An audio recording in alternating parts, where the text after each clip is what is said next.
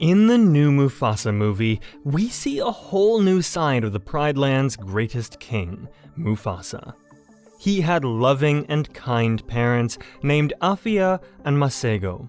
They told him about this magical place called Milele. They were a happy little family, but one day, this all changed. A flood was coming their way, and before they knew it, they were trapped in the water. Masego tried to save Mufasa, but Mufasa got swept away and thought he would never see his parents again. After a while, little Taka found him while he was about to be eaten by a crocodile. Taka saved him and introduced Mufasa to his father's pride, who wasn't so happy with the stray at first, but eventually he allowed him to grow up with the lionesses. He got to grow up with Taka's mom, Eshe, and learned all kinds of skills from her, but also in this pride, tragedy struck, and Mufasa and Taka had to run to survive. After a long journey, they finally reached Milele, where Mufasa got a big surprise. His mother was standing right in front of him after all these years. But this happiness didn't last long, because his mother then told him that his father didn't make it to Milele and lived on inside Mufasa. So what could have happened to Mufasa's father? Disney wasn't really clear about that, so to understand how he died, we have to go back to what we know. The current of the flood that swept Mufasa away was really strong. While his father was trying to get him out, we see that the current of the water was getting harder on him. So now you probably think he didn't make it out of the flood, all while trying to save Mufasa. But I don't think this is the only possibility, because if you have watched the movie, you will know that the weather wasn't the only threat for the lions. A much bigger danger was Kiros and his group of big white outsiders. They were ruthless and killed everything in their path. They didn't care about the rules among lions because Kiros thought he was the one true Lion King. And it was clear that Obasi's pride wasn't the only one the outsiders were after. Because when Mufasa and Taka met Sarabi, she told him that the outsiders had also attacked her pride. She was one of the few that had gotten away, and since they were the only lions she had seen, she then joins them on their journey to Milele while trying to stay ahead of the outsiders. But the outsiders knew no limits, because when they finally reached Milele, they found out that the outsiders had followed them. Taka had betrayed them and left a path for them to follow.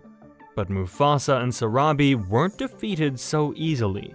Sarabi immediately went to speak with the lionesses from Milele, and that is when she found out they already knew the outsiders as well. Because when Sarabi is trying to convince the lionesses to fight with them, one tells her that the outsiders have already taken everything from them. They have chased us from our Pride Lands before. They are too strong, she tells Sarabi. So it could be that they might have taken the loved ones from the lionesses here. Maybe Masego. Mufasa's father did make it to Milele in the first place, but he might not have survived the outsider attack. Or he was attacked already back in the place where Mufasa was born, where he lived with Afia. But if this was the case, it would be strange that they let Afia, Mufasa's mom, live, especially since we later find out she hasn't joined the outsiders. So I think the most logical reason Mufasa's father didn't make it to Milele was because he didn't survive the flood that had swept Mufasa away. We can see the fear in Afia and Masego's eyes as the water is coming closer. Mufasa was scared because he couldn't swim. Afia tried to lead Mufasa to her with her voice, but she couldn't reach him.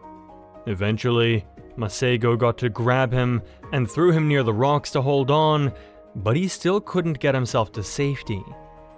We then see how an elephant breaks the dam which led to Mufasa being thrown away, but we don't see Masego anymore after that scene.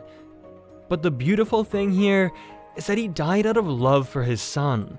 He died just like Mufasa later did while trying to save his son, Because in the Lion King movie, both the animated and live-action versions, we see how Mufasa died while trying to save his son from the trap his evil brother had set.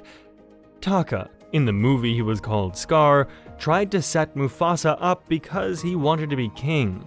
Taka told Mufasa how his son, Simba, was trapped in the middle of a stampede. But what Mufasa didn't know was that Scar had caused this stampede because he wanted to kill Mufasa. But Mufasa did everything for Simba, so he rushed over there as fast as he could. He eventually managed to save Simba from the stampeding herd, but when he tried to climb the gorge himself, his brother was waiting for him, ready to take his throne. He threw Mufasa down the gorge, and the fall killed him, while Mufasa just wanted to save the life of his son. But at the end of the day, he did save him, because if he wasn't there, Simba would not have survived the stampede. Now he had a chance, and he took that chance to run away from Scar's hyenas. Same thing for Mufasa and his dad. If his father didn't throw him out of the water, he probably would have drowned. But Mufasa took the chance and made the best out of his new life in Obasi's pride, even though he still missed his parents every single day. But luckily, Eshe was kind to him. He was lucky to have her, because he wouldn't be such a good hunter and fighter if it wasn't for her. That is what eventually got him this far, and why he was able to reach Milele, where he was reunited with his mother again. When Mufasa saw his mother again, it felt like a dream come true. He had never stopped hoping to see his parents again, so when Mufasa heard his father was gone, he was really sad. But his mother comforted him and reassured him that his father lived on inside of him now. The animals of Milele were impressed by Mufasa's leadership during the battle and wanted him to become their new king. So Mufasa got to rule Milele with Sarabi by his side, and they eventually created the Pride Lands. But unfortunately, things didn't turn out so good for Taka. Mufasa was still angry with him and his betrayal. Even though Taka saved Mufasa's life when Kiros was about to hit him, Mufasa still wouldn't say his name ever again, and from that moment on, he was called Scar to remind him of what he had done. But after all, I'm really not sure if it was Taka's fault he turned out that way, because now that you've heard about Mufasa and his father, you might want to find out more about Taka's relationship with his dad too. I made a video about Obasi, Taka's father, and how he had a bad influence on Taka's life, so make sure to check that one out as well.